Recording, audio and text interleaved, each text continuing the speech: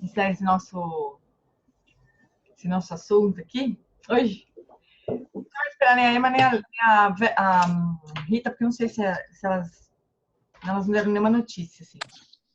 A Rita no estudo do Alan Wallace, mas hoje ela não deu nenhuma notícia. Tá falando pro Alfredo que ele vai se enjoar de mim, não vai querer nunca mais ver minha cara daqui a pouco, porque quando você fica muito tempo vendo uma pessoa, a pessoa faz tudo que ela faz, né?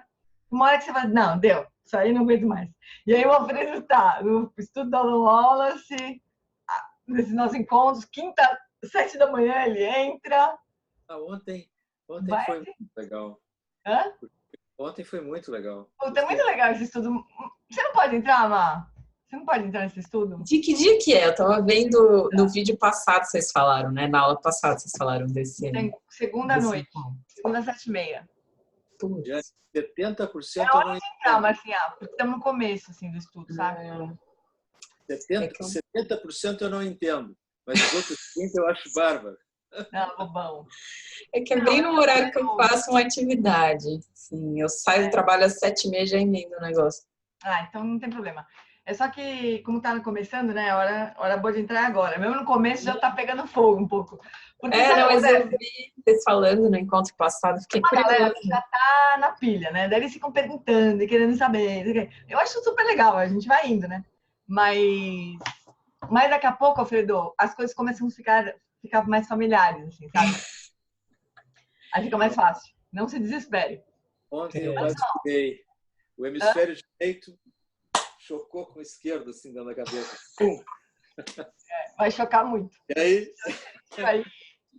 Mas é bom que choca agora. Porque daí quando chegar no topo, rola isso aqui, já tá mais chocado, né? Aí já entra. Eu sinto assim, né? Quer dizer, aquela questão dos compromissos, né? Que vão se ampliando, né? E ontem eu acho que colocasse essa questão, né? Eu acho que foi super interessante. Foi bem legal pensar o que eu vou querer fazer, né? Nesse sentido. O que eu sinto. Eu não sei se é querer, uma coisa assim de se sentir atraído, né? Uhum. Eu tenho sentido isso também ao longo dos nossos encontros.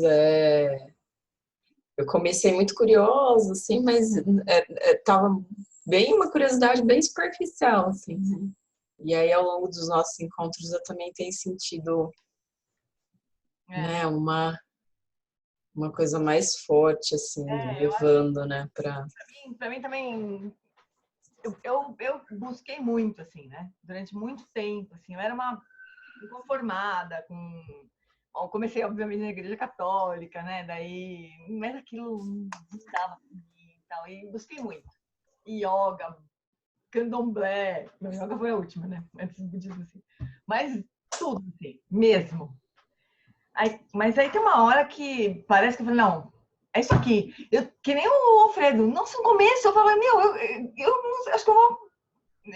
Não é pra mim isso aqui, porque, né? Não é que nem você. Mas eu pensava, nossa, isso é muito complicado, é muito complexo, mas eu não tava nem aí. Eu falei, não entendo, mas é isso aí que eu quero. E vou, né?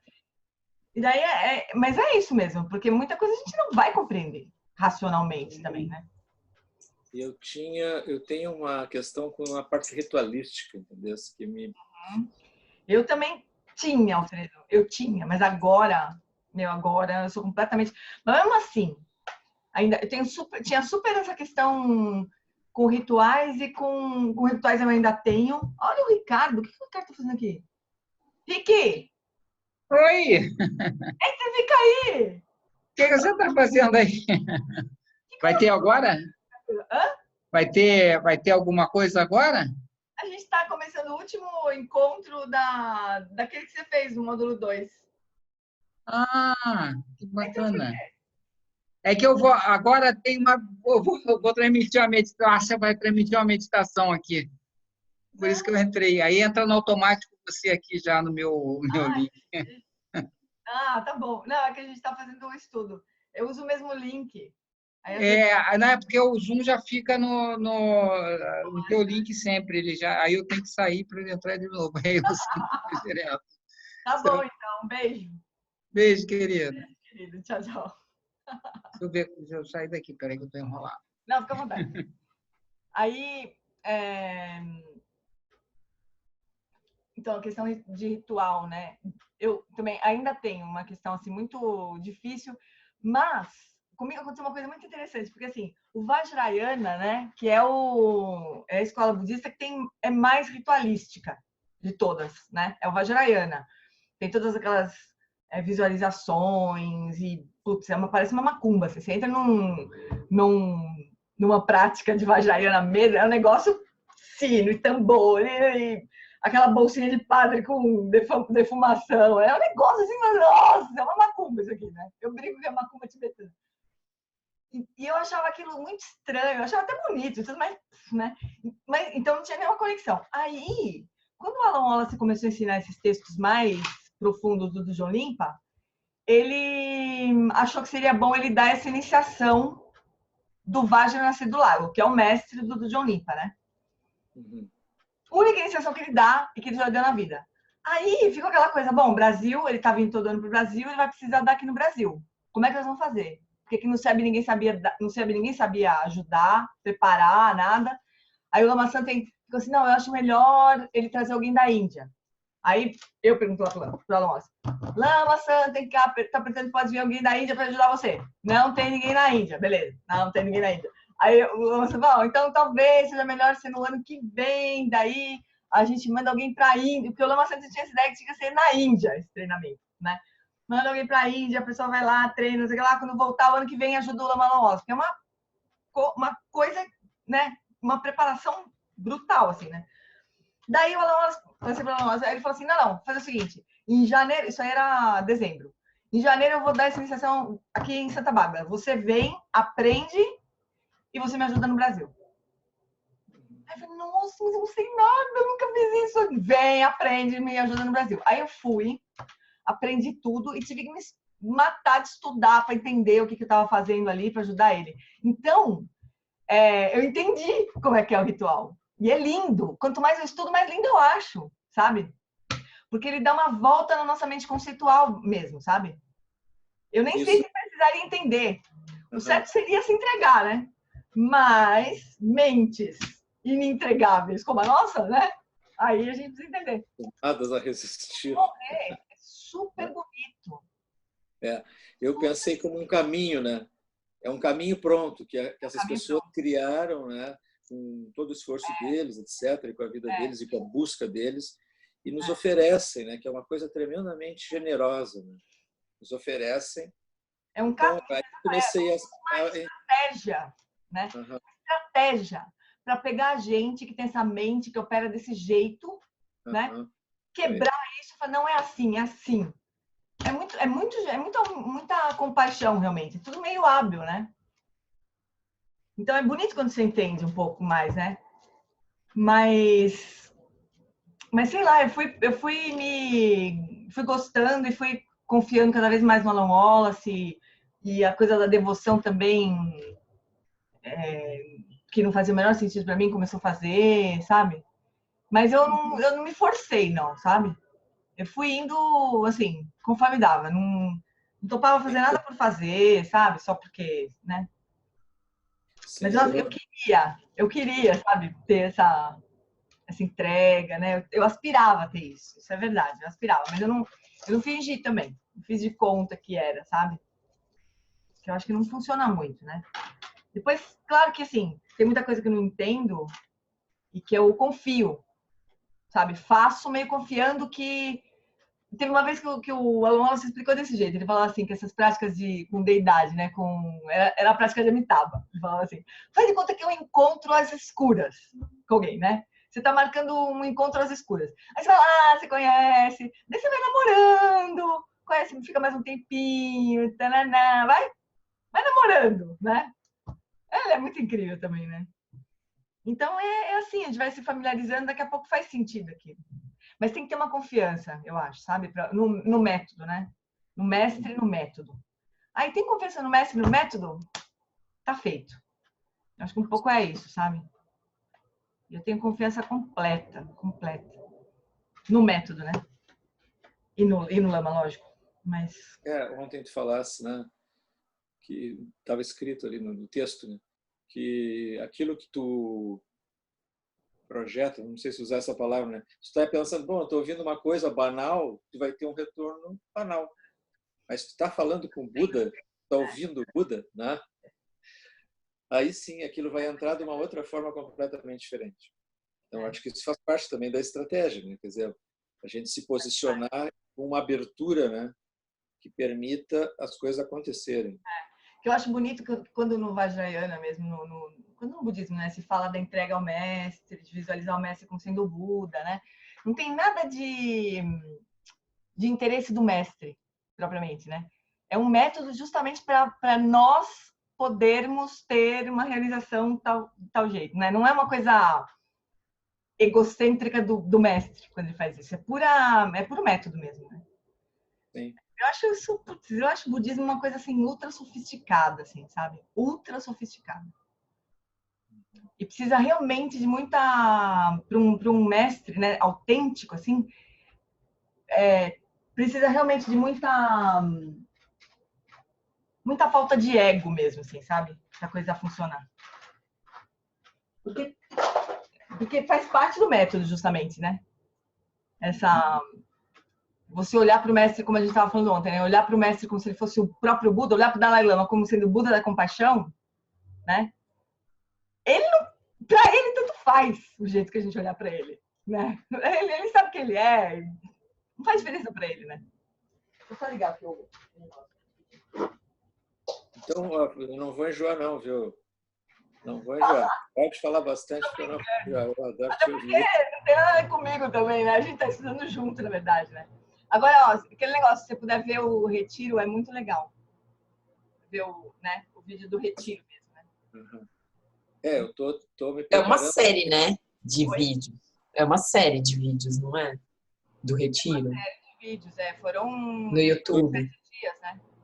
Você que traduziu todos. É. Legal. Lá, né, na hora ali. Não, Uhum.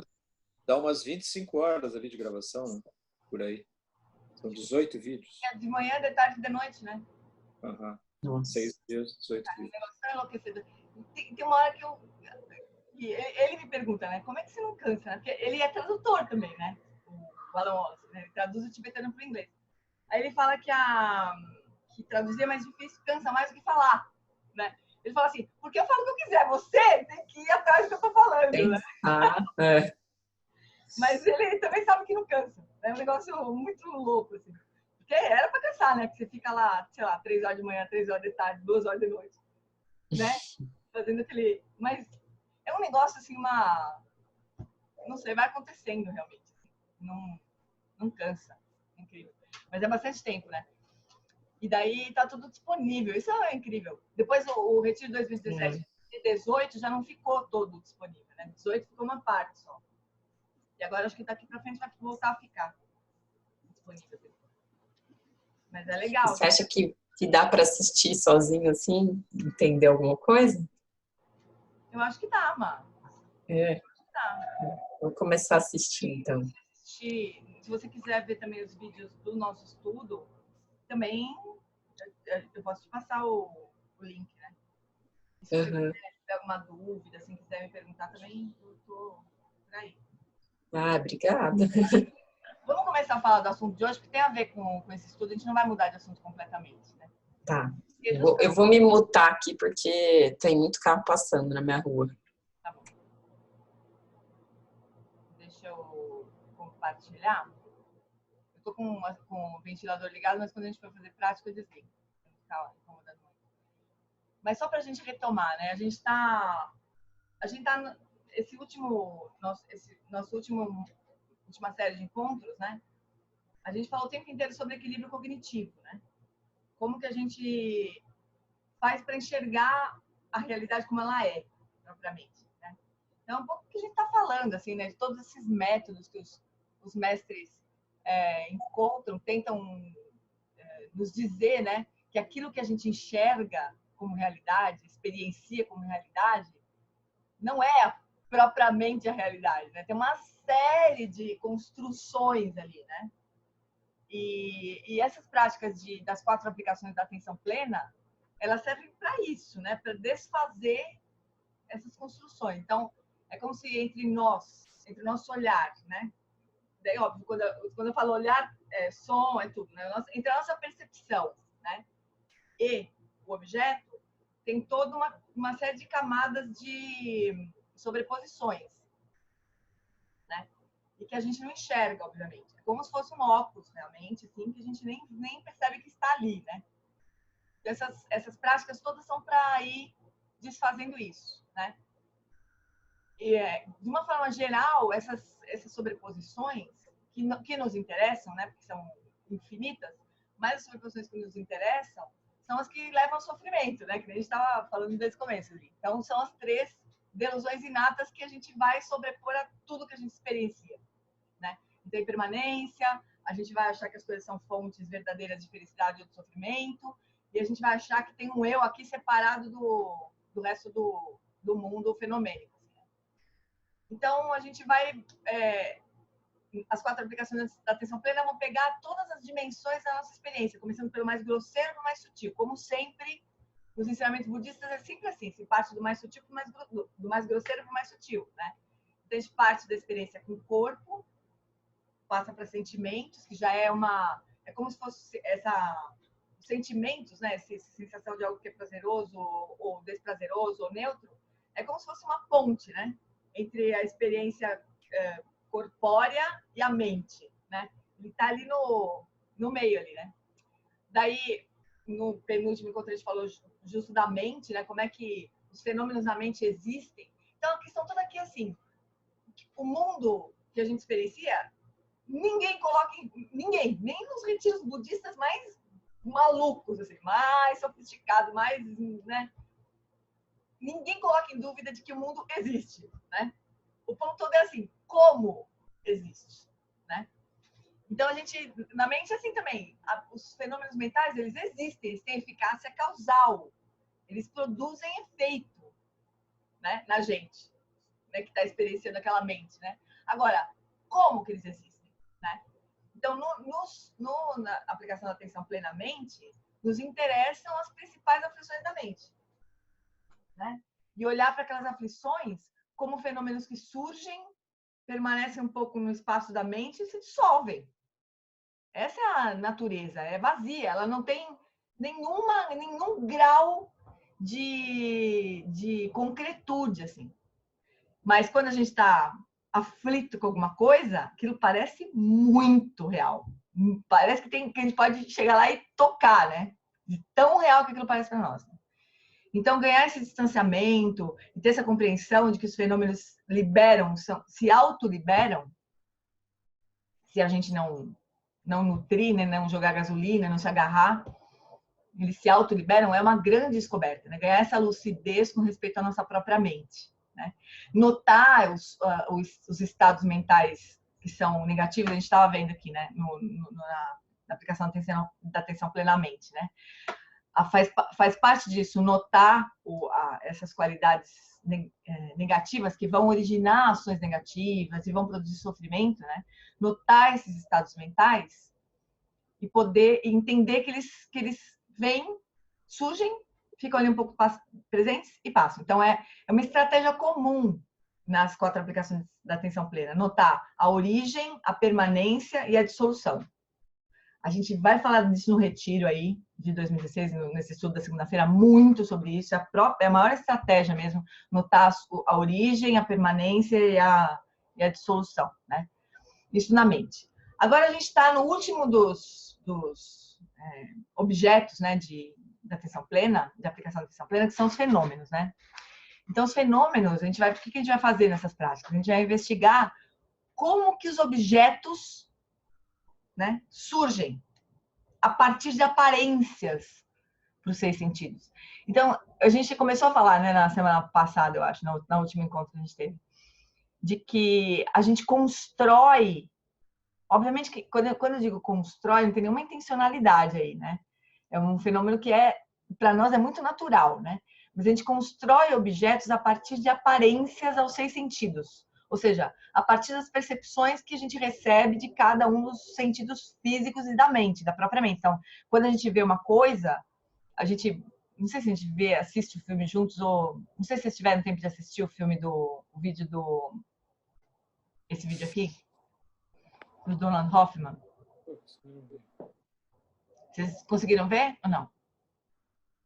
A Márcia, você não, né? Então, ele fala isso, né? Que a gente é muito legal a forma como ele explica, né? E ele não tem nenhuma relação com o budismo, ele é um cientista, né? Então ele explica isso, ele fala que a forma como a gente percebe o mundo, né? E todos os fenômenos, né? A gente não está vendo propriamente o fenômeno como ele é. A gente está construindo na nossa mente. Na verdade, ele fala que a gente está reconstruindo na nossa mente, como se a gente tivesse um processo mental em que o objeto ele é reconstruído e não necessariamente. Ele acha, né? Na verdade, o próprio Donald Hoffman diz que a forma como a gente acha que a realidade existe, ela só aconteceu, a gente só fez isso por uma questão de adaptação. Então, foi muito mais um fenômeno adaptativo do que de realmente perceber a realidade como ela é. Então, ele diz que ele fez um experimento lá, né? A Márcia já assistiu, mas o Fredo assiste depois. Ele fez, não sei bem como é que se faz isso, mas ele consegue colocar animais que experienciam a realidade como ela é, completamente, e animais que experienciam uma parte da realidade como ela é, né? E os animais que experienciaram a realidade como ela é, morreram, né? Então, ele fala que a forma como a gente percebe o mundo é como se fosse uma interface de um computador. É uma metáfora maravilhosa essa, né? É a interface de um computador. Então, quando a gente enxerga, ele fala assim, quando você, por exemplo, esse documento do TED, né? A palestra que eu estou dando aqui no TED, ela está numa pastinha azul na tela do meu computador. Só que ela não está ali, né? E aquela telinha lá, azul, ela é uma porta de entrada, ela representa aquele documento, mas o documento não está lá. Nem que eu pegue uma lente, assim, e olhe o documento de perto, né? Porque a gente pode ter a sensação, não, se eu investigar a natureza, os objetos muito de perto, microscopicamente, eu vou chegar na essência daquilo como ele é, né? Não é verdade também. Se a gente for, todo mundo já ouviu isso. Se a gente for investigar qualquer coisa material, a gente vai chegar no espaço, né? Porque chega no núcleo, entre o núcleo e os elétrons só tem espaço, dentro dos núcleos tem espaço, entre os prótons, no fundo é tudo espaço, né? Se a gente for chegando cada vez mais perto. Então, esse não é o caminho, né? Aí ele fala assim, bom, mas tá bom, então vamos supor que venha vindo um trem, né? E você fala assim, o trem é uma interface, né? Faz parte um produto da minha mente. Então fica lá na frente do trem para ver o que acontece.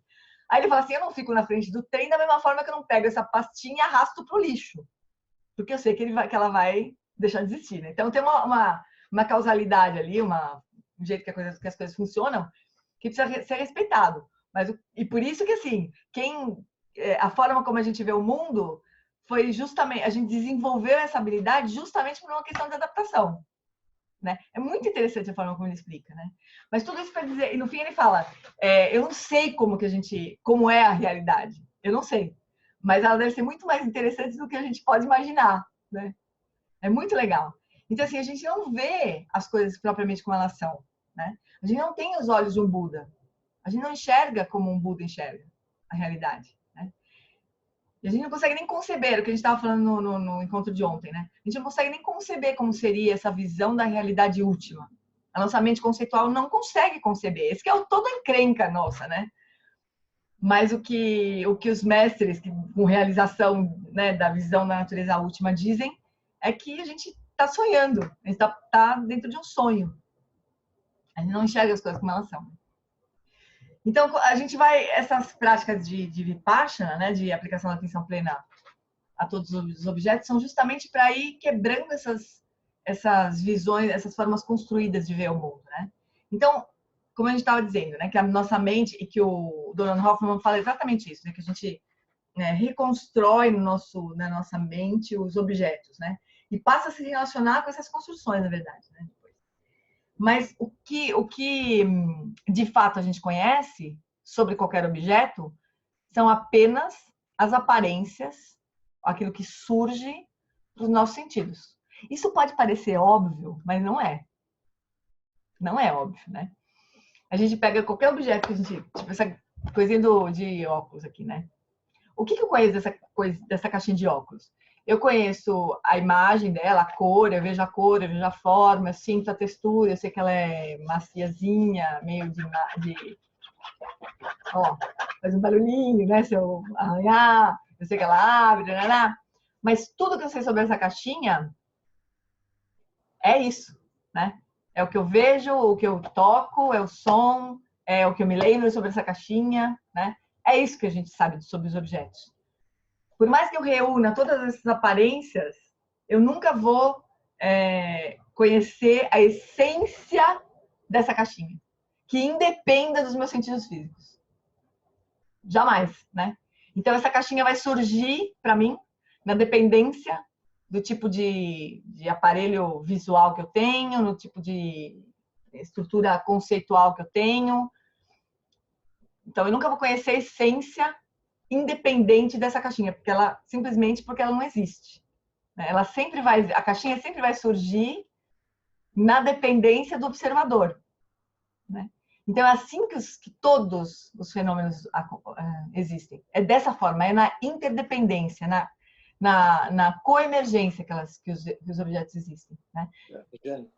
Ela não existe ou ela existe de uma forma diferente? A essência é algo que seja imutável e que sempre vai ser percebida da mesma maneira, isso não existe, né? O que não quer dizer que não tem algo aqui, né? Não é dizer que a caixinha não existe, mas essa essência que vai ser percebida por todo mundo do mesmo jeito e de uma forma que não vai nunca se transformar, né? Algo que seja independente do observador, não existe, né? Tudo que eu conheço da caixinha depende dos nossos... Um animal, por exemplo... O Ricardo, esse que entrou aqui, por acaso, na nossa conversa aqui um pouquinho tempo atrás aí, ele mandou um negócio muito interessante para mim sobre Ele falou assim que as televisões... Acho que já comentei também. As televisões mais modernas, elas têm uma velocidade de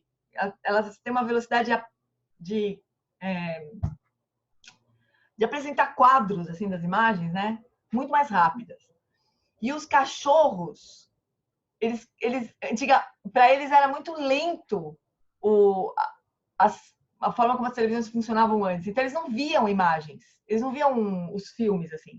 Eles viam um monte de borrão. E agora, como a velocidade das televisões aumentou, os cachorros conseguem assistir televisão. Não é muito interessante isso? Então, assim, o cachorro vê as coisas de outro jeito, né? Então, o que é que...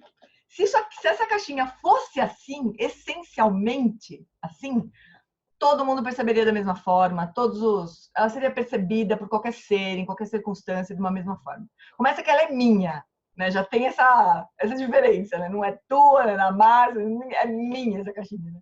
Eu ganhei, tem o meu óculos dentro. Então, tudo que a gente atribui, todos os atributos dos objetos, eles dependem do observador. Então, é dessa forma que as coisas existem, né?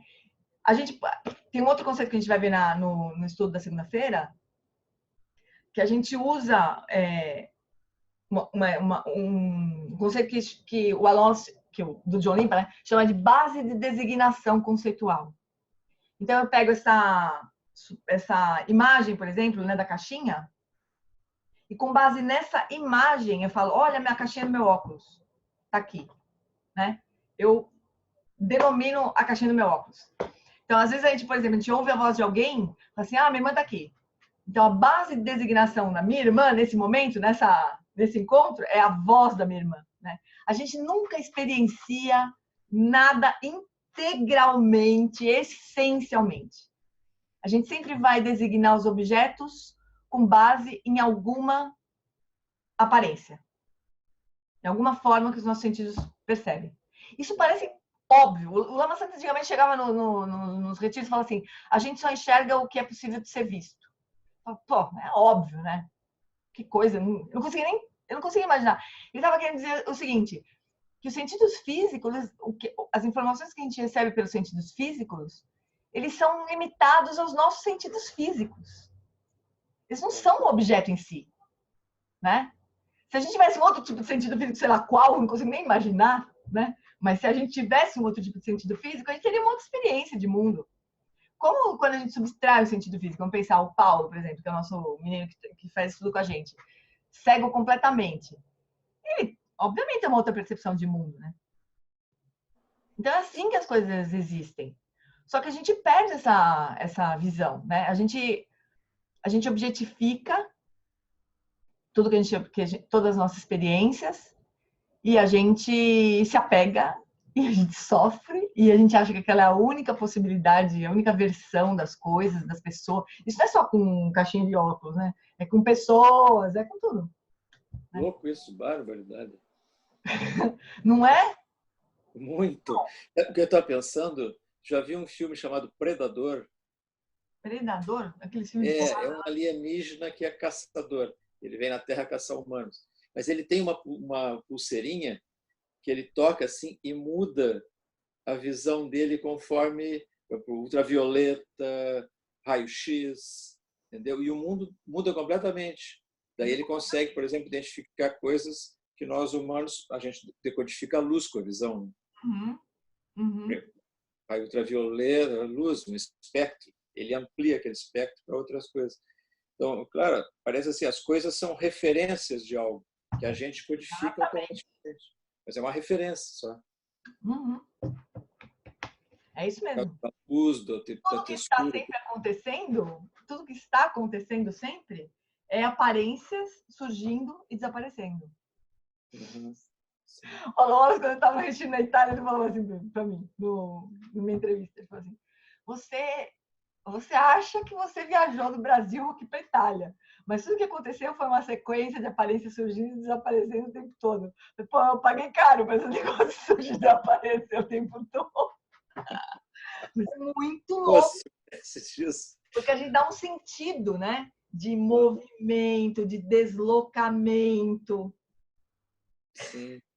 Por aparência surgindo e desaparecendo o tempo todo. Então, nosso trabalho, nossa prática na hora do almoço ali no retiro, era ir do lugar onde a gente estava fazendo o retiro até o refeitório, com isso na mente. Bom, eu tô caminhando, eu acho que eu tô caminhando, mas o que está acontecendo aqui? Estão surgindo aparências sensoriais do meu pé pisando no chão, uma sequência infinita de aparências surgindo e desaparecendo o tempo inteiro, e eu tô achando que eu tô indo aqui pro refeitório.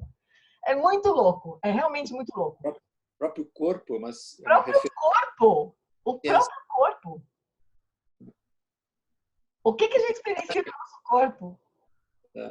É muito louco, realmente. É muito interessante. Só para a gente ter uma dimensão do quanto que a gente alinhava as experiências todas, né? Dá sei lá, conta uma história, assim, tem uma forma de apreensão das aparências e das experiências todas. E conta uma história sobre ela, né? Constrói tudo, é totalmente construído. E da mesma natureza de um sonho, né? Daqui a pouco, tudo que a gente está vivendo agora, nesse momento, vai ficar gravado, mas além... O que resta das experiências é exatamente igual a um sonho. A gente poderia ter uma lembrança... O Alan Watts conta sempre que o pai e a mãe dele viajam muito. Viajavam, né? A mãe dele morreu, o pai dele está internado faz tempo já. Bem velhinho, né? Mas eles viajaram... Assim, eles fizeram cruzeiros para todos os lugares do mundo. Quando se aposentaram, eles fizeram isso da vida. Passaram o resto da vida viajando. E... não faz muita diferença, assim, o fato de eles terem ido para os lugares efetivamente ou de eles terem sonhado que foram para aqueles lugares efetivamente. O que resta é a lembrança das aparências, né? Que poderiam ser concretas, né? Ou poderiam ser de sonho. Então isso vai tirando completamente a solidez do mundo para a gente, né? Esse que é o ponto, não é a gente... Não é uma coisa niilista também, porque o fato é que o fato é que funciona, né? Realmente, se você entrar na frente de um trem, você vai morrer atropelado. Realmente, se você atirar numa pessoa, você vai matar. Realmente, o sofrimento de fato existe, né? Mas como é que a gente constrói essa nossa experiência de mundo? É maravilhoso poder tirar a solidez, né? De tudo, assim, dessa maneira. Sim. Hã? Sim, imagino ver algo que se desfazem, as coisas se desfazem, a materialidade das coisas se desfazem na medida que se desfaz. Aí mas o ponto todo é que assim, ela se desfaz, porque qual que é a visão budista, né? A visão budista é da dupla realidade. Então tem uma realidade relativa, que é a forma como a gente vê o mundo, e uma realidade absoluta. A realidade relativa, ela obscurece a realidade absoluta. Então a gente não vê porque vê, como diz o Lama Santa, né? A gente não vê a realidade como ela é, porque a gente vê uma realidade que a gente acha que é, né? Então, o papel das práticas de Vipassana é ir começando a limpar essa forma como a gente acha que vê e como a gente tem certeza absoluta que o mundo é, né? Para que a gente possa, por fim, experienciar a realidade absoluta, né? Que é a visão do Buda, que é a visão de um ser que está além além da realidade relativa, né? Então a gente vai tendo essas experiências iniciais assim, e vai falando, não, aqui tem alguma coisa mesmo, né? Isso faz sentido, assim. Mas vocês imaginem assim, como isso não está completamente além de qualquer coisa que a gente já tenha escutado falar, né? Isso não faz o menor sentido no senso comum, né? Menor sentido. Aí a gente também não vai se aprofundar nessa compreensão e nessas práticas para chegar à conclusão que nada existe, né? Não é isso. A gente vai se aprofundar nessa visão para se libertar da fixação às coisas, do agarramento às coisas como elas são, para poder encontrar o caminho para o fim do sofrimento, né? E ajudar as pessoas a fazer a mesma coisa, né? Infelizmente, se a realidade relativa fosse uma coisa super maravilhosa, cheia de felicidade, sempre, ninguém ia se meter com isso. Os Budas iam achar maravilhoso que a gente continuasse vendo as coisas desse jeito, né? O fato é que não é assim que acontece, né? O problema todo é que tem sofrimento no meio. Porque a gente dá uma solidez, dá um status de solidez e de separação que não existe. A gente não se vê como o construtor, né, da forma como a gente experiencia as coisas.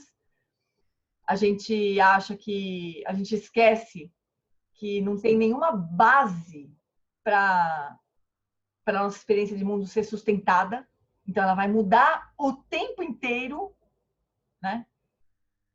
A gente não vê nada disso. Então a gente sofre. É só por isso que o Buda está querendo fazer que a gente entender, né? Só por isso que o Buda tentou fazer isso. Então, vamos fazer uma prática que o Alan Wallace ensina nessa fase aí.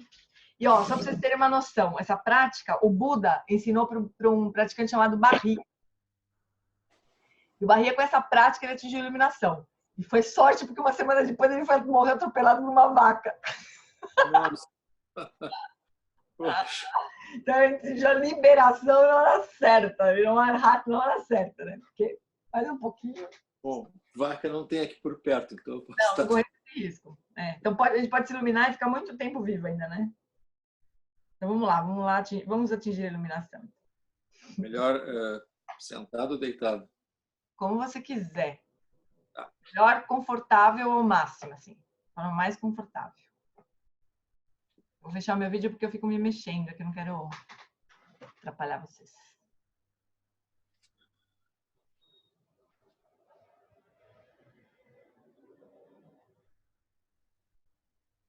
Então, vamos lá.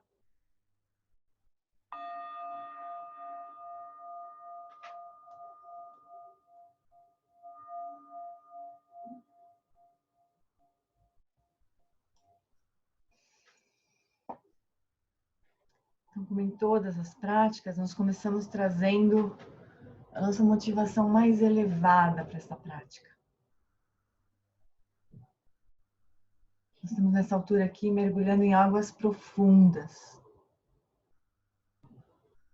confrontando a nossa visão mais profunda das coisas.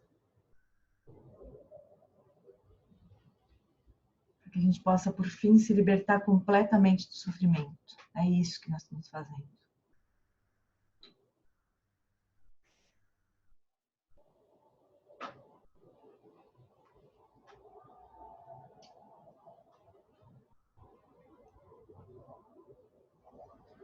Então, a gente começa trazendo a consciência para o corpo, trazendo o corpo para um estado de conforto, à vontade, relaxado.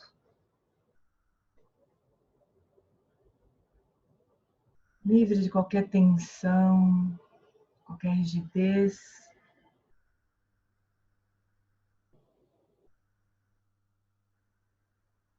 E ao mesmo tempo vivo, a gente adota internamente uma postura de vigilância, de alerta, nos relaxa completamente.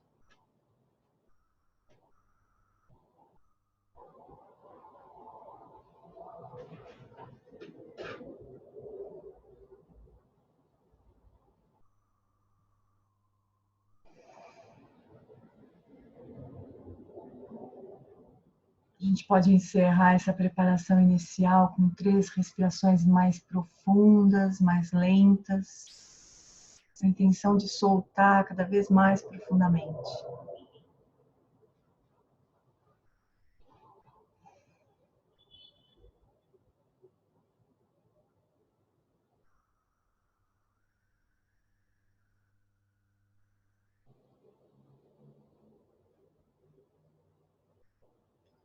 E agora deixa a respiração ir voltando para o ritmo natural.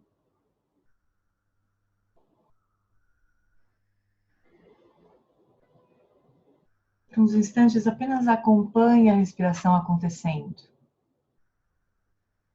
Deixa o ar entrar e sair sem qualquer esforço, sem qualquer impedimento.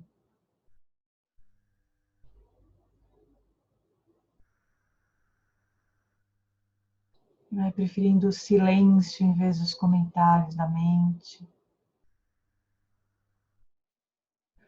Acompanha a respiração nesse campo silencioso das sensações táteis.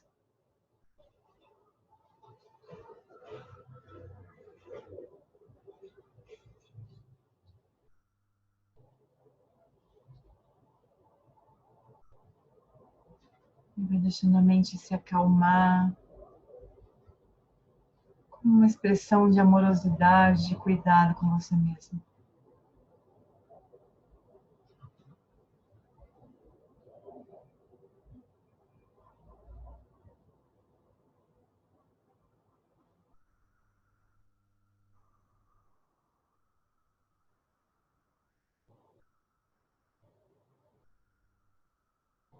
E agora então nós vamos passar para essas instruções que o próprio Buda, deu para o Maria, um grande praticante. Ele foi levado à liberação completa e irreversível de todo sofrimento. Então, com os olhos fechados ainda, leva toda a sua atenção para as sensações táteis ao longo de todo o corpo.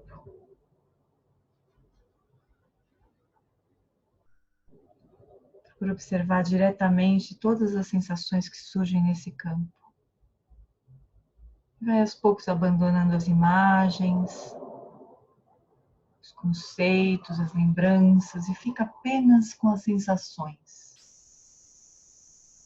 A instrução do Buda era: no que é sentido, deixa ver apenas o que é sentido.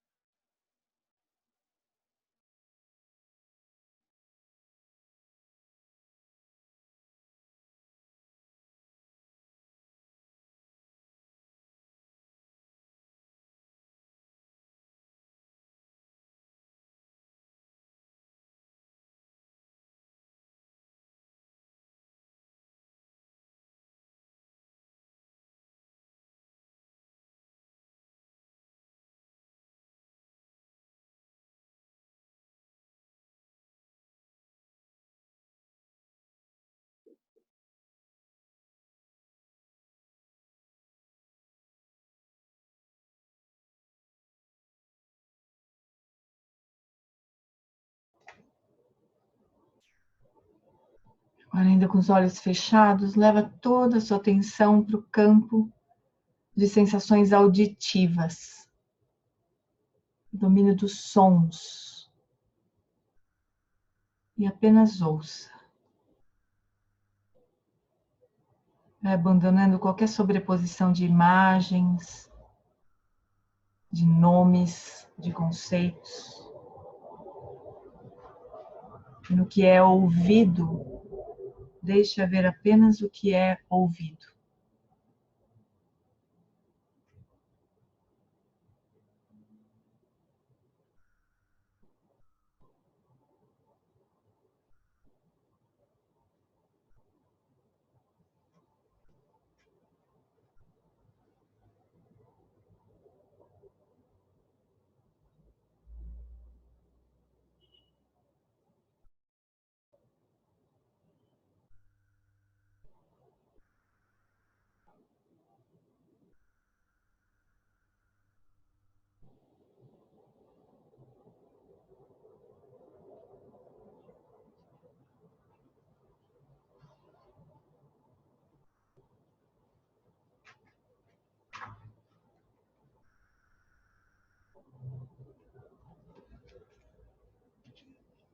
Agora, então, abra os olhos. Leve toda a sua atenção para o domínio das experiências visuais. Note as formas, as cores. E, de novo, vai abandonando todos os conceitos, todos os rótulos, denominações. E fique apenas com as imagens. E no que é visto, deixa ver apenas o que é visto.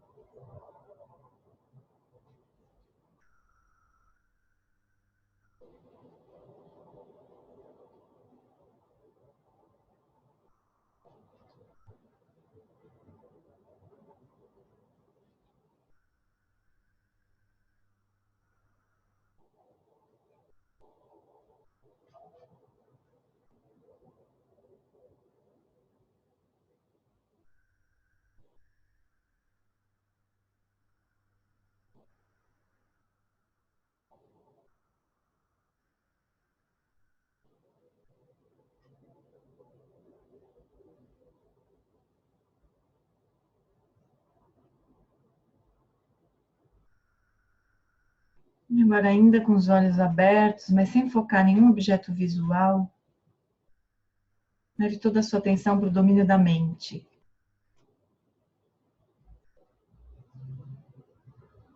Observe todos os eventos mentais, todas as imagens, todas as memórias, impulsos, tudo que surge na mente.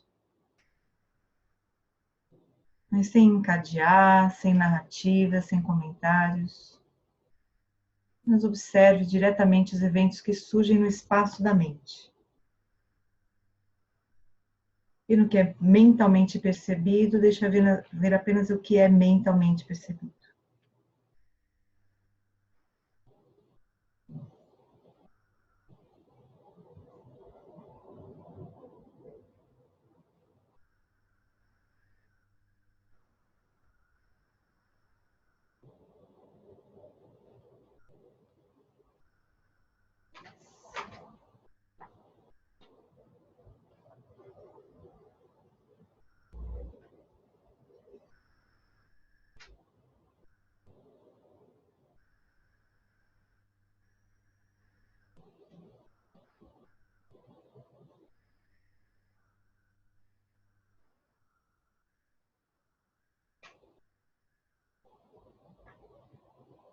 E agora, então, solte todo o controle sobre a sua atenção, sobre o foco da sua atenção. Deixe que ela percorra todos os sentidos, sendo levada da forma que os ventos baterem nela. Deixe ela flutuar no espaço da consciência, carregada pelos estímulos, sobrevoando os sentidos.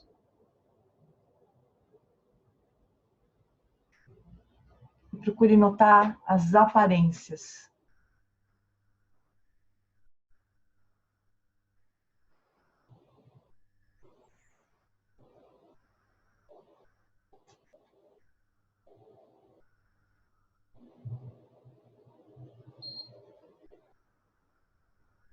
Note como as aparências podem produzir a sensação de meu, de eu.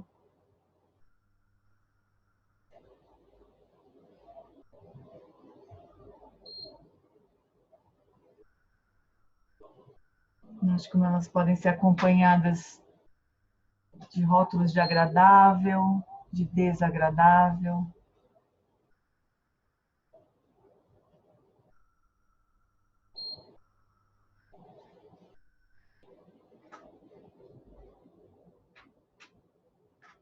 Note como a partir de aparências surgem os objetos.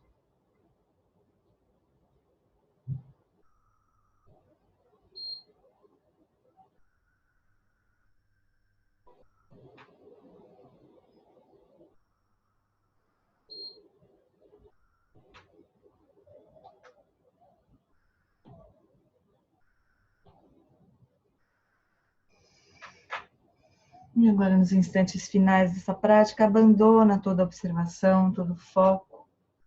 Deixa a consciência apenas repousar no seu próprio espaço, sustentando a sua própria base. Descanse na simples experiência de estar consciente.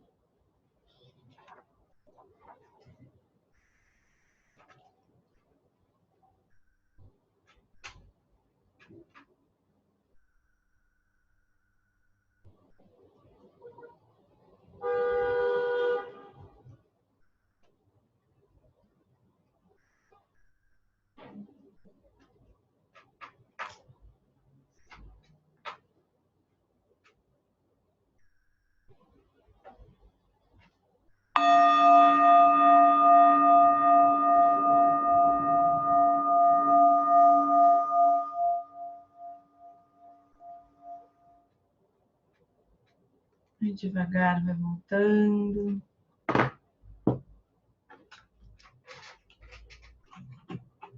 Sem pressa.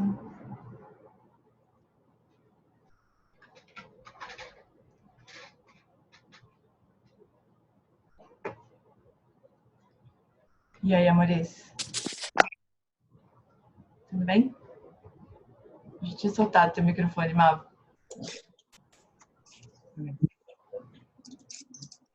E aí? Ai, desafiante.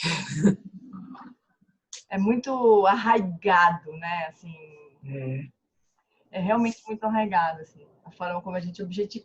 Mas o ponto dessa prática, e foi assim que o Bahia atingiu a liberação, né? Imagino eu. É como que a gente... como é que a gente cria o mundo inteiro a partir de aparências. Exato. Assim, sem nenhuma consciência, sem nenhum... Ótimo que a gente tenha feito isso, né? A gente sobreviveu graças a essa habilidade, né?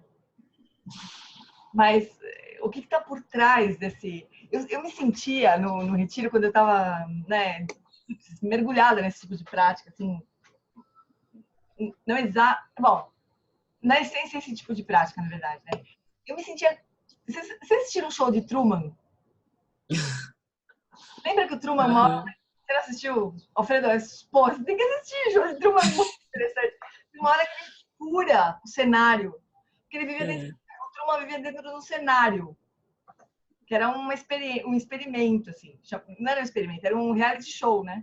Cruel, porque era uma pessoa que vivia dentro de um cenário totalmente controlado e filmado 24 horas, assim. Era um reality show. Absurdo, né? Um filme, né? E tem uma hora que ele pega um... Já dou um spoiler no filme, paciência, porque eu preciso falar isso. Tem uma hora que ele sai no mar do cenário, né? E bate numa tela, que era o fim do cenário. Ele fura aquela tela, né? E sai daquela bolha gigantesca que era a vida dele, né? E eu falo assim, não, nós estamos totalmente num show de Truman, né? Só que não tem ninguém fazendo isso com a gente. A gente tá fazendo assim, é como se a gente tivesse presos, eu me sentia assim, né? Como se tivesse aprisionada dentro de aparências, dentro do mundo de aparências, né?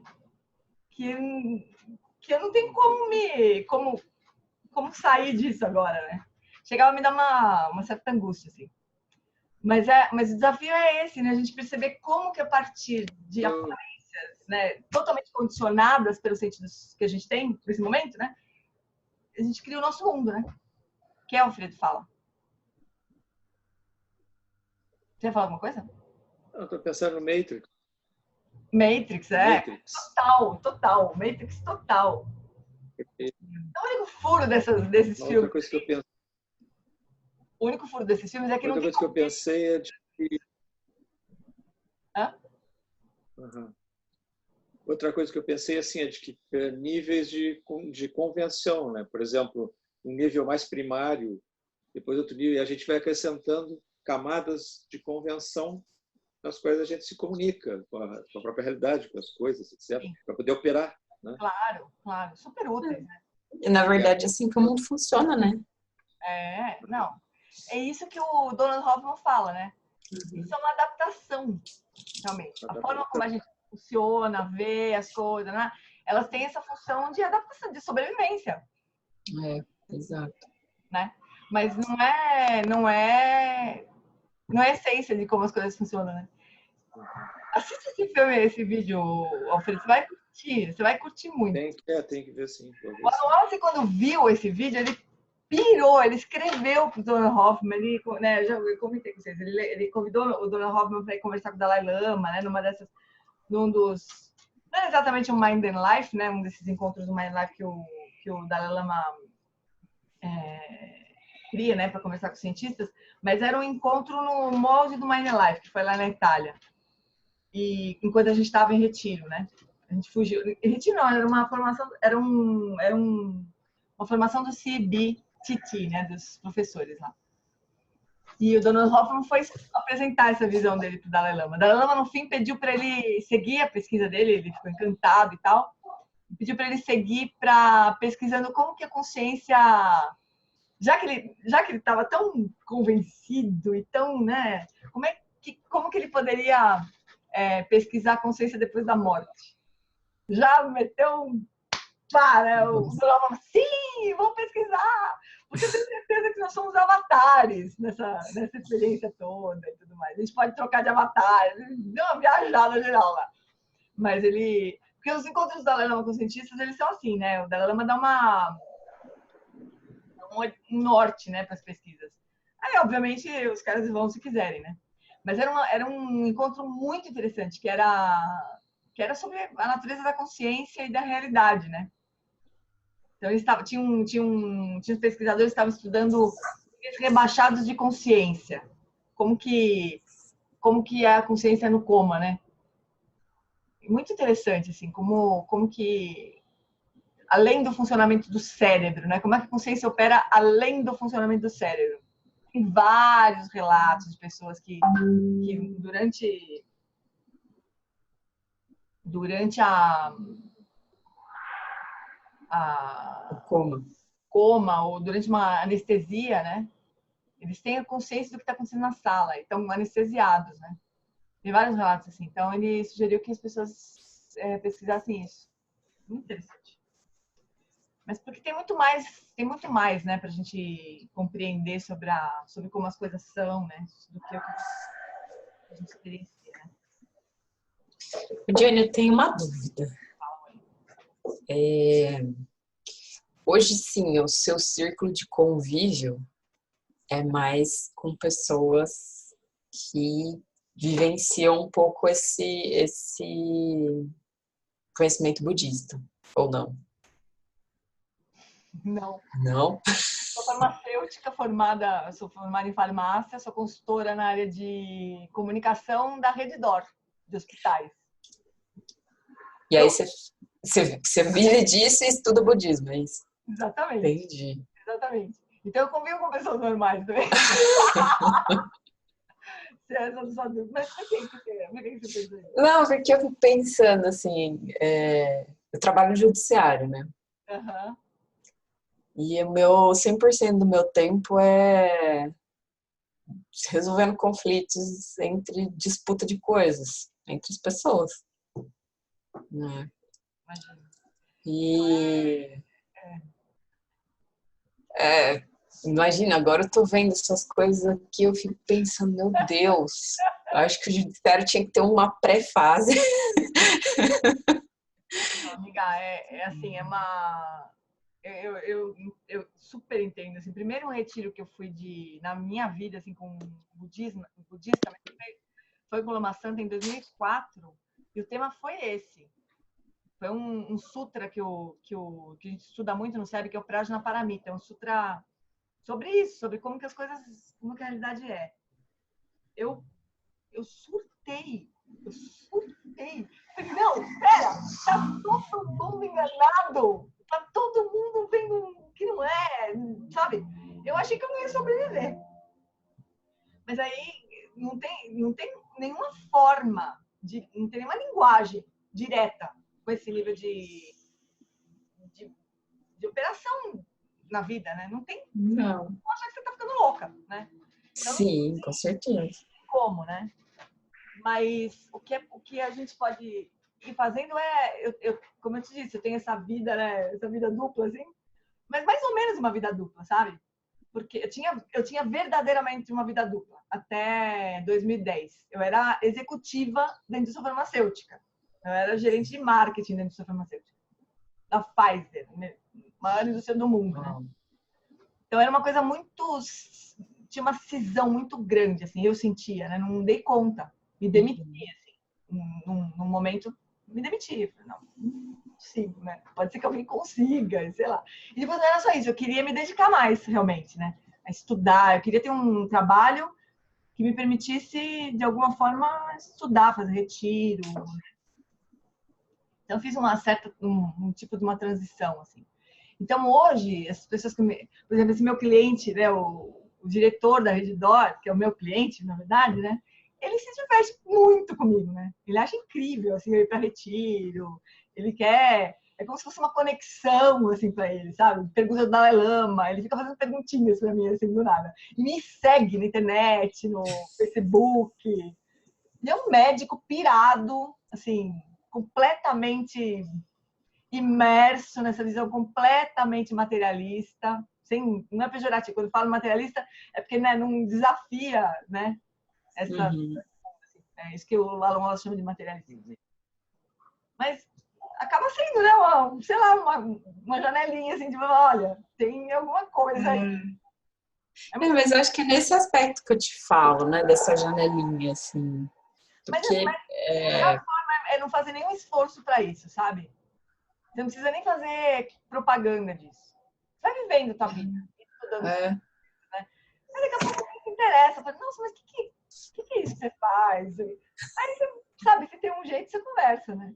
Mas eu não faço nenhum esforço, assim, zero de esforço para nada, né? As pessoas vão se aproximar. Eu tenho meu melhor amigo, assim, ele não tem o menor interesse por isso. É o meu melhor amigo, a pessoa que eu mais convivo. Não tem o menor interesse, mas não faz mal. Ele tá junto, ele sabe que tem alguma coisa interessante ali, mas também tem as reservas dele, é católico, né?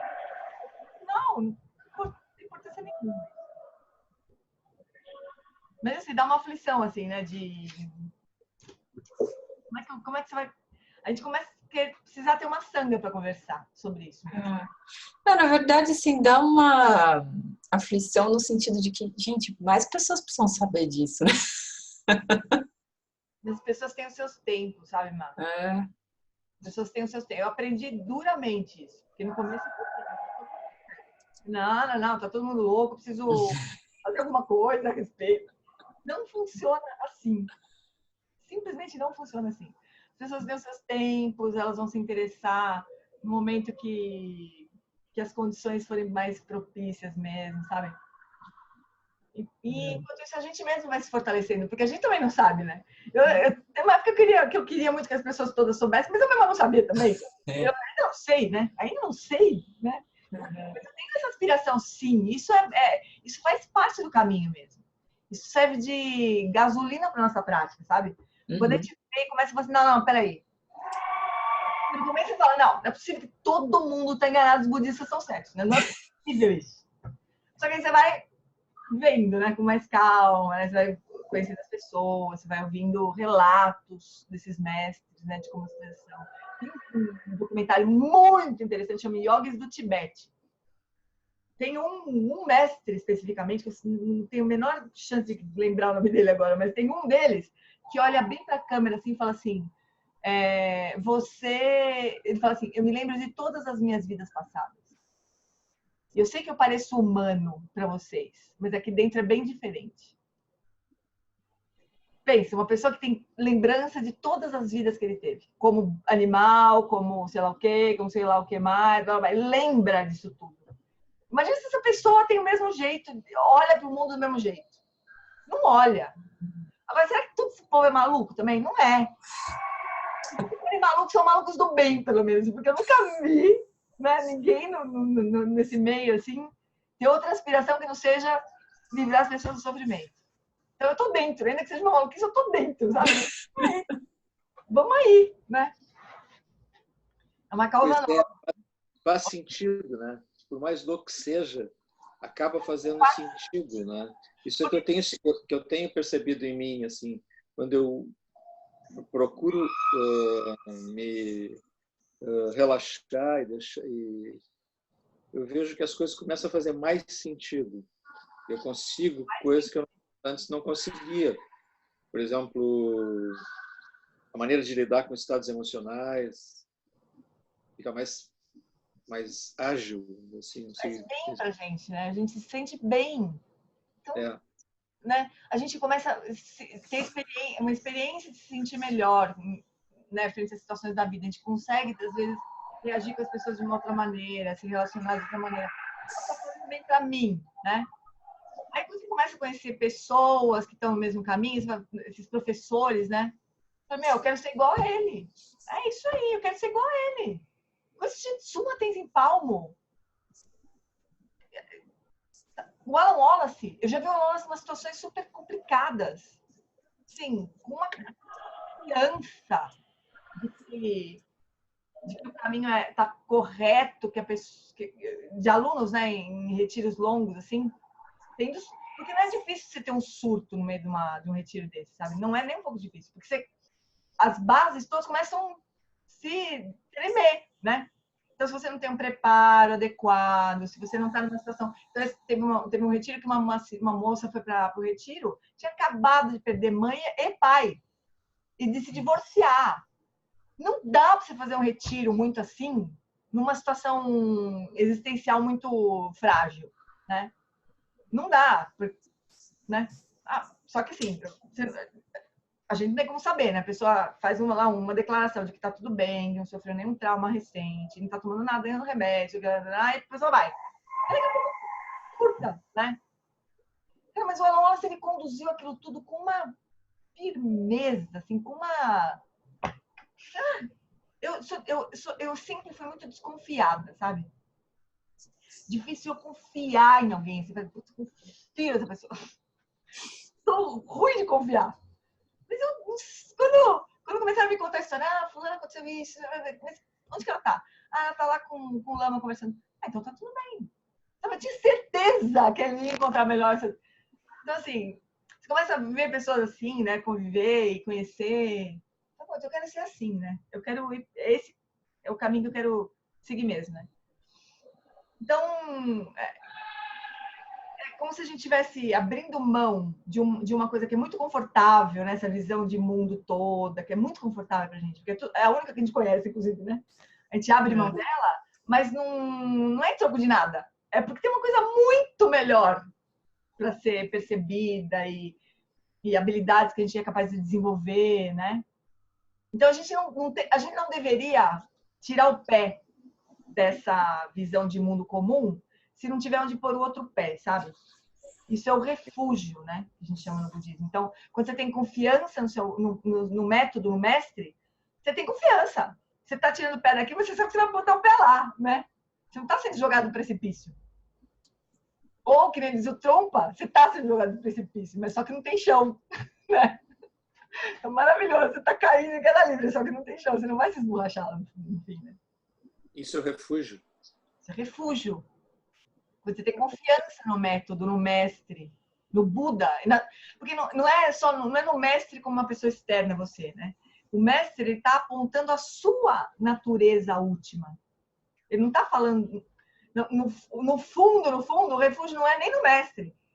O refúgio é na nossa natureza última, verdadeira, que não é essa.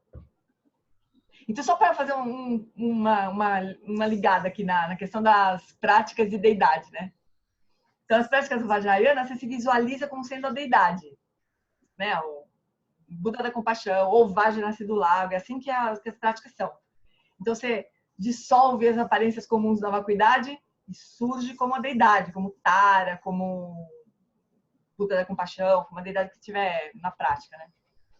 Aí a Jetsuma fala assim, quando ela estava explicando o Vajrayana, outra coisa muito legal de vocês verem é o retiro da Jetsuma em 2014 em Recife, está todo na internet também. Ela explicou o budismo de ponta a ponta, assim, maravilhoso. Posso até pegar o link e mandar para vocês, eu acho. Talvez eu ache mais fácil para vocês. Mas ela explicando o Vajrayana. Aí ela falando assim, talvez vocês pensem assim, falando da assistente dela, a Eileen, né? Vocês podem pensar assim, a Eileen tá aí fingindo que é Tara, né? Fazendo essa prática, ela tá aí, é a Eileen fingindo que é Tara, né? A Buda mulher. A representação feminina dos Budas, né? Mas no fundo, ela é Tara fingindo que é Eileen, né? Porque a nossa natureza verdadeira é de Buda, não é de pessoa humana, né? Então, ela falou assim, o que a gente faz o tempo inteiro é fingir que a gente é, né? Mas na verdade. Então, é nisso que a gente toma refúgio, né? Toma refúgio na confiança de que o mestre vai apontar isso para nós. E um dia a gente vai se libertar de toda a confusão que impede que a gente se reconheça como Budas, né? É nisso que a gente toma refúgio. Mas no começo, então, o refúgio no mestre mesmo. Tudo bem, né? Eu não almoço. Refúgio no almoço. Toma refúgio no almoço. Não larga da minha mão. Eu sempre falo para ele, não larga da minha mão. Né? Não largo.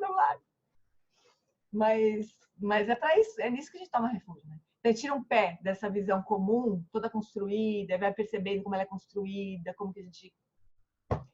E chega mesmo a ser inacreditável, né? Nossa, como assim que a gente pode estar tão errado, né? Como que a gente pode estar tão equivocado? Num nível a gente está completamente equivocado, mesmo. No outro nível, não. No nível relativo, a gente não está equivocado. Então, as pessoas lá que trabalham contigo, Mar, elas não estão completamente equivocadas. Elas estão num nível de realidade onde tudo faz muito sentido, né? A gente está num nível de realidade onde tudo faz muito sentido. E a gente procura melhorar, né? Fazer as coisas darem mais certo. O fato é que dentro dessa grande bolha chamada Samsara, não tem jeito. Não tem como dar certo. Né?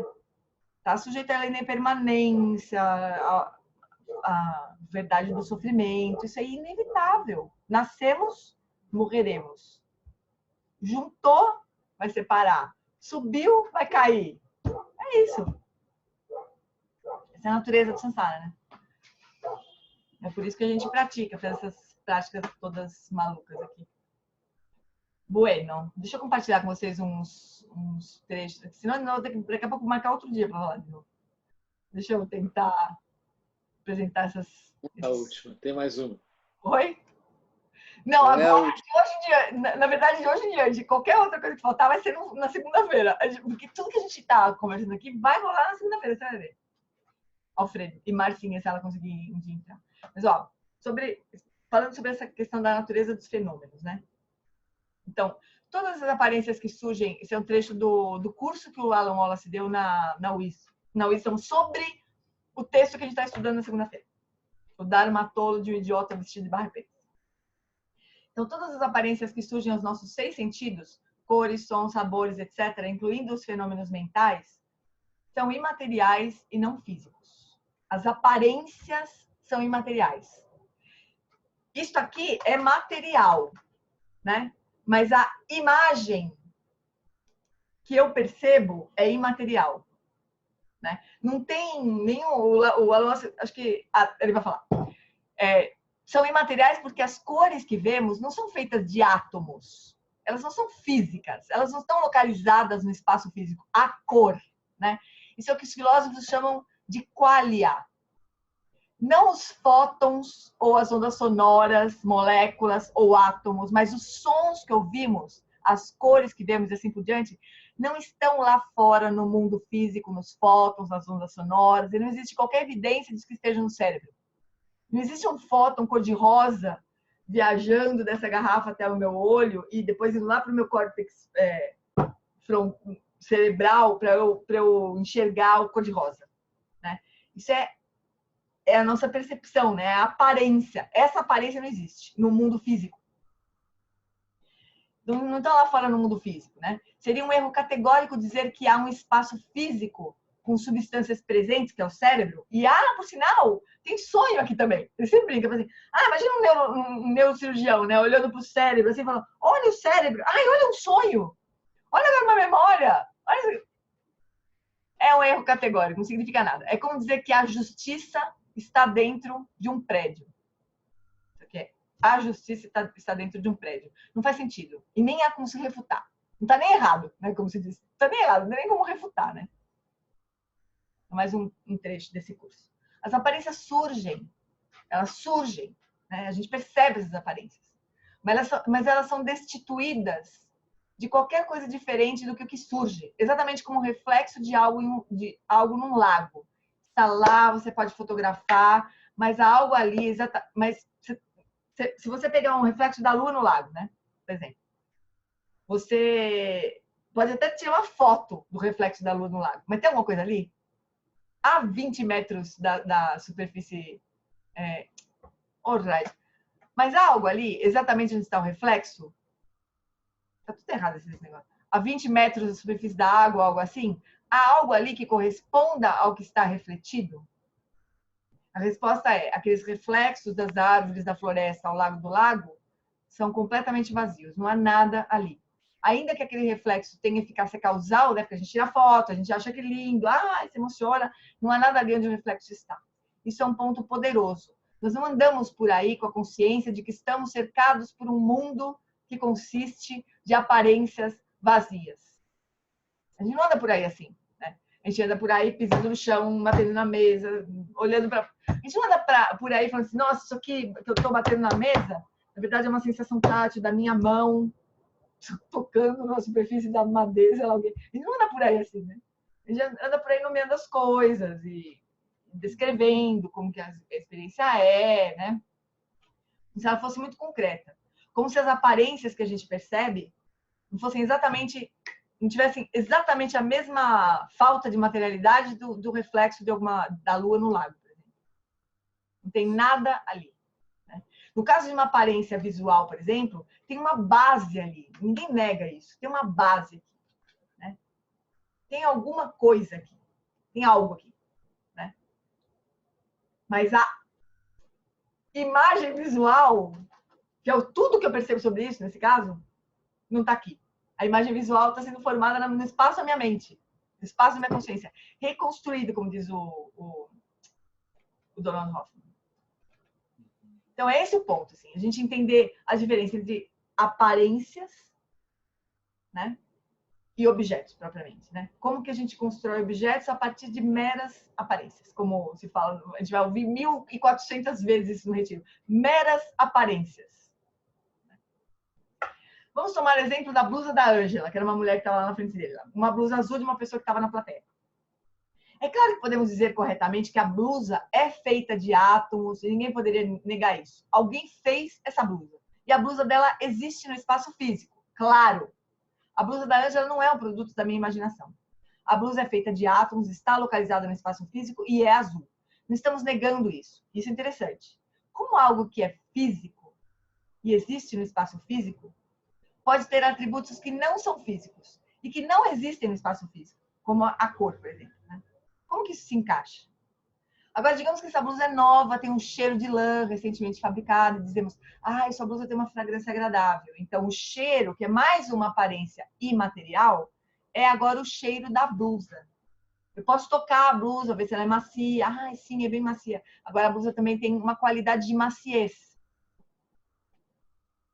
Nós não estamos negando que a blusa está no espaço físico, que ela é composta de átomos, mas os atributos consistem todos de qualidades imateriais que não existem no espaço físico. A textura, a cor, o cheiro, o gosto que teria e também o som que seria produzido se esfregássemos. Então, nós entendemos que pelo surgimento dessas aparências, a mente conceitual aparece e as imputa a um objeto.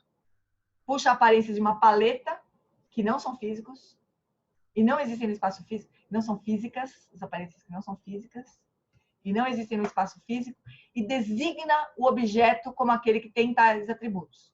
A gente pega a imagem, a forma, né, a cor, o som, a memória que tem nessa garrafa, assim, isso aqui é a minha garrafa. Daí surgiu o objeto, que tem esses atributos. A cor sim, a textura sim, o cheiro sim, o gosto sim, o som sim, mas a blusa que tem esses atributos, quem alguma vez encontrou? Então, aquela que ele estava brincando, né? A essência da blusa não existe em lugar nenhum. Quem é que conhece? Ele faz essa brincadeira comigo. Ele fez no retiro, ele fez comigo essa brincadeira. Assim, ó, tô vendo a cara dela, né? A parte da frente do corpo dela. Eu tô vendo, ouvindo a voz, né? Se eu chegasse mais perto, eu tocaria. Mas alguém alguma vez viu a Jeane? A essência, o ser como uma totalidade? Não. Porque as pessoas veem de mim a imagem, o som da voz, o cheiro, às vezes, né? O toque. Mas quem alguma vez, ele fala assim, quem alguma vez viu a Jeane? A blusa surge, mas não pode ser encontrada, não está ali, não existe, independente dos atributos a ela imputados. Então, não é que eu não existo, né? Mas eu não existo independente dos atributos que você percebe, que o outro percebe, que o outro percebe, que eu mesma percebo, né? Mais ou menos?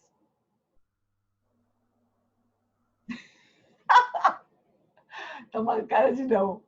E aí? Estou tentando aqui chegar a uma conclusão. Preciso de mais uns 8 encontros. Às vezes parece que eu entendi, outra vez parece que eu não entendi. É só pra gente dar um Mandou na bola mesmo. 3 e 4. Mas eu só estou me arriscando de discutir, trazer tudo para vocês, porque nós estamos com esse estudo da segunda-feira rolando, né? Então, vocês têm duas opções. Ou mergulha no estudo da segunda-feira, ou esquece completamente esse encontro. Mas quando ele nunca existiu, né? Mas, gente, não é. A gente não... Primeiro, assim, a gente não precisa se preocupar em precisar abandonar o mundo do jeito que a gente sempre achou que ele existisse, né? Não é isso. A gente não precisa fazer isso. Nem tem como, né? Nem tem como. Então, é aí pondo o pezinho, assim, nessa visão de como é que esse mundo existe, propriamente. Os budistas não negam que o mundo existe. Ninguém é maluco, inclusive. Né? Ninguém é louco. Mas como que o mundo existe? Primeiro, assim, essa referência, né, de que os nossos sentidos físicos, eles limitam. A gente pode pensar assim, a gente experiencia o mundo por meio dos sentidos físicos. Que maravilha. Né? Só que a experiência que a gente tem do mundo é limitada aos nossos sentidos. Então, começa a pensar daí. Para mim, ajuda muito isso. Eu só vejo o que é possível ser visto, eu só escuto o que é possível ser escutado, né? A gente não tem outras formas de conhecimento direto. E o fato de colocar um microscópio não ajuda em nada, porque é como se fosse um aprofundamento do mesmo sentido físico que a visão. Né? Um macroscópio, lá, um telescópio, igual. É como se a gente estivesse ampliando um pouco mais o mesmo sentido físico que a visão. Então, não é isso que eu estou dizendo. Né? Será que outros seres, ou será que existem outras formas de perceber a realidade por meios que são diferentes dos nossos sentidos físicos? Então, nossos sentidos físicos limitam a percepção da realidade. Isso já é uma boa coisa a gente pensar. Né? Se a gente for estudar os 12 elos lá da originação dependente, os sentidos físicos é o quinto elo. É a percepção ali no quinto elo estreitou dos sentidos físicos. É por meio dos sentidos físicos que a gente faz contato, que é o sexto elo, com o mundo. Né? Então, como é que a gente pode imaginar? Já faz parte do nosso delírio de autocentramento, né? Como é que a gente pode imaginar que a natureza da realidade é o que a gente percebe? Como que a gente pode imaginar isso? São sentidos limitados. É como você estava dizendo, Alfredo, se de repente a gente tivesse uma visão de ultravioleta ou infravermelho, sei lá como, a gente teria uma percepção completamente diferente do mundo. Mas a gente não acha isso, ninguém imagina, ninguém nunca pensou nisso? Como assim? Eu vejo o que eu vejo, é assim que o mundo é. É assim que a realidade é, né? Então, esses ensinamentos estão falando pra gente, ó, a realidade não é do jeito que a gente percebe. Tem um filtro gigantesco, que é ainda pré-conceitual ainda, né? É ainda de percepção mesmo. A percepção já é estreitada. Né? A gente não tem como apreender a essência das coisas. E não seria por uma ampliação de sentidos, né? Sempre a forma como a gente apreende o mundo, né?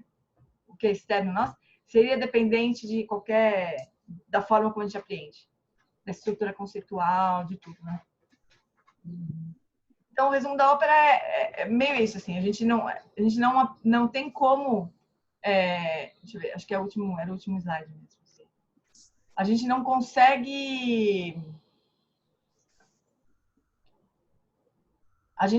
consegue a natureza, nada existe na nossa experiência que seja independente de nós, né? De nós, com todo que isso queira dizer, nos sentidos físicos, na nossa matriz de conceitos, né? Nada existe de uma forma independente. Por isso que é chamado de vazio. A vacuidade é isso. É a inexistência de uma maneira independente do observador, né? É uma relação de interdependência sempre. Tem sempre essa essa interdependência, né? O mundo surge na dependência de quem observa. Né? E essa questão das aparências a gente vai explorar bastante na segunda-feira. Eu faço votos que a Marcinha consiga um dia participar disso aí, assistir, estudar, sei lá. Porque é muito interessante. Assim. Quando a gente nota como que a nossa experiência ela é composta por aparências. Assim. E como as aparências são tão claramente dependentes de como a gente é, né? É muito incrível. É muito incrível. Legal. Eu acho que é uma coisa para ir entendendo. Com certeza. E experienciando também, né? Experienciando também. É muito interessante, assim. A gente, sei lá, se a gente puder também um dia fazer um retiro, né? Isso aí fica um pouco fora, né, dessa que a gente funciona, né, o tempo todo, assim. Puder botar na prática, assim, tipo, esse retiro que a gente faz na Itália, assim, a gente fica 2 horas recebendo ensinamento e o resto do tempo praticando, né? Então é muito intenso, realmente. Assim. A gente pode fazer isso também, né? Eu sou super a favor. Oi? Você vai fazer alguma coisa no carnaval, não vai? No carnaval é um workshop em yoga com meditação. Né? Tá. Mas a gente pode, eu tenho muita vontade de fazer um retiro, sabe? De agitar um retiro pra gente fazer junto, assim. Tipo um feriado prolongado. Super legal, né? Tem bastante lugar para fazer isso. Tem bastante lugar. Mas assim, eu posso fazer sozinha também. Eu me alegraria de fazer sozinha também, né? Mas quem quiser me acompanhar também vai ser muito bem-vindo. Eu topo. A gente pode tentar agendar, né? Porque a gente retoma esses temas mais treta, assim, de uma forma mais livre, né? Pode aprofundar sem desespero. Acho que é isso, amores. Esse tema, esse encontro, na verdade, foi só para chutar a bola para cima, né? Agora isso é correndo atrás dela. Na verdade, a apresentação desse tema, né, de aplicação da atenção plena aos fenômenos, ele é muito mais simples, né? Ele é muito mais simples. Existe uma forma bem mais simples de apresentar esse tema, né? Mas não era a proposta desse nosso curso aqui, né? Na verdade. A proposta desse curso era pular de ponta, né? Mergulhar de ponta. Então, mas o fato é que não tem fim, né? Não. Mas Mergulho em si. Não é a chegada do mergulho, é o mergulho em si. Não termina. Não termina. Mas é um brilho, assim, né? Uma luz. É muito legal, porque a gente pelo menos tem a noção de como que se pode aprofundar, né? É, Sempre, assim, como que... E ao mesmo tempo aí também a gente encontra esses mestres que falam assim, olha, isso não é... a realização, ela não é linear. Pode acontecer que nem aconteceu com Bahia lá. Vou apresentar aqui o meu filho. Certeza! Tudo bem? que lindo. Como ele chama mesmo? Gabriel. Oi, Gabriel. Oiê! Ai, que fofura, carinha bonitinha, boa. Dá uma saudade dos meus sobrinhos, eles estiveram aqui hoje comigo. Segunda e terça são os dias mais felizes da minha vida, porque vocês vêm pra cá. Ai, que delícia. Que lindo. Então, daí... Eu vou te apresentar minha mulher. Oi, mulher. Oi, oi, oi. Oi. Oi. Oi, Gabriel. Tudo bem? Oi no Face. É mesmo? Como é teu nome? É mesmo? As amigas dele. Adoro tuas publicações. Como é teu nome? Raquel. Raquel. Eu vou Prazer. convidar a Raquel para ver comigo o retiro do Alves. Isso. Maravilhoso. Isso. É? Pela época, né? Então, agora? Ah, pela época. Tá. Pela internet. Desculpa. No retiro, não, no retiro também. Se você puder, Sim, sim. fazer mais em Já. outubro. Né? Tá, É, não, o outro ótimo. é difícil. Ah, mas participa disso quando você puder. Não precisa, se não puder todo dia, também não faz mal. Sim, sim. Obrigada. Beijinho. Vou ali. Dá tchau, Cleo. Dá tchau, Cleo. Você quer Tchau, Gabriel. tchau aqui, ó. Tem que aparecer aquele coisa Tchau, Gabriel.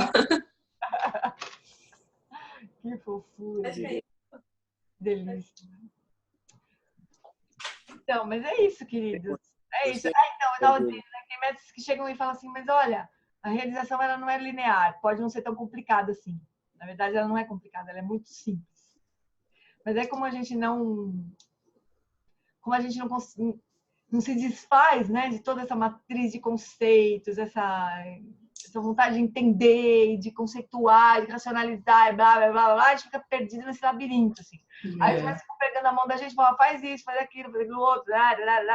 Mas não precisaria, né? Seria assim, ó, pumba. O Lama Santa fala, os ensinamentos mais profundos, eles são simples. Mas o budismo mais sofisticando para poder dar conta da nossa confusão, né? Com certeza. Também adaptando a nossa maneira de apreensão, talvez, né? Já está pensando quantas culturas, né? Quantas formas de apreensão diferentes a gente tem na humanidade. O budismo é para a humanidade, não é uma... Mas tem técnicas também, tem métodos, né? Que são mais diretos, né? Por exemplo, esse método do Vajrayana de se imaginar como uma deidade, Sim, pois é. de desenvolver essa que se chama de orgulho Vajra, né? Assim, de ir se habituando a se ver dessa maneira, é assim, direto. O Johnson conta uma história super engraçada. Ele compara de um jeito super engraçado. Ele fala assim: imagina que tá todo mundo. A situação nossa é assim: tá todo mundo ai, como chama, gente? Com icterícia. Tá todo mundo com icterícia. Então, icterícia, o nosso olho amarelo, a gente enxerga tudo amarelo, né? Então, vamos supor que tá todo mundo com icterícia. Aí, que é a nossa condição, assim, todo mundo confuso, enxergando as coisas amarelas, né? Aí, o Sutrayana vai falar assim, olha, houve um ser chamado Buda Shakyamuni que foi eliminando a bilirrubina devagar, e hoje ele não enxerga, ele enxerga perfeitamente, e o amarelo a cor amarelada é o fruto das nossas vidas passadas, blá, blá, blá, dá uma explicação. Né? Mas assim, mas fala assim, ó, na verdade, as coisas são brancas, aí o